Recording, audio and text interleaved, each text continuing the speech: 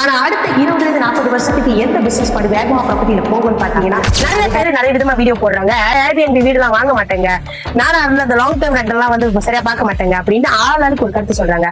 ஆனா எப்போதுமே ஒரு இன்வெஸ்ட்மெண்ட் பாத்தீங்கன்னா அந்த நேரத்துல அந்த ப்ராப்பர்ட்டியோட மார்க்கெட் எந்த அளவுல இருக்கு, எதை நோக்கி போய்கிட்டு இருக்கு, எந்த பிசினஸ் பண்ணி வேகமா போகுது அப்படிங்கிறது தான் தெரியும் உங்களுக்கு. எல்லா பிசினஸ்லயும் ஒரு சீசன் இருக்கு.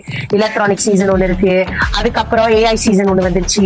ஒவ்வொரு காலகட்டத்தை நீங்க பாத்தீங்கன்னா ஒரு விஷயமும் வரும். ஒரு காலத்துல ஜப்பான் அடிச்சிக்கவே முடியாது. ஜப்பான் ப்ராடக்ட், ஜப்பானோட காடி, ஜப்பானோட டெக்னாலஜி தான் பட்டு வேகமா இருந்துச்சு. ஆனா இன்னைக்கு மலேசியால பாருங்க, சைனா தான் நம்பர் 1ல நிக்குது. அதோட டெக்னாலஜி, அவங்களோட காடி, அவங்களோட AI. சோ ஒவ்வொரு சீசனும் அந்தந்த மார்க்கெட்டுக்கு ஏத்தாப்புல மாறும்.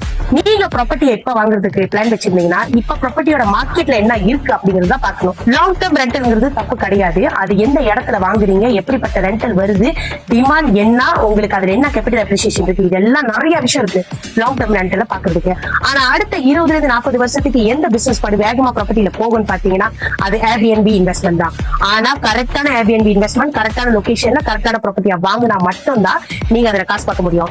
ராங்கான ப்ராப்பர்ட்டி சீப்பா இருக்குது, இந்த இடத்துல இருக்குது அப்படி சொல்லி நீங்க போய் காலை வச்சீங்க, அது உங்க நட்டத்துல கொண்டு போய் விட்டுரும்.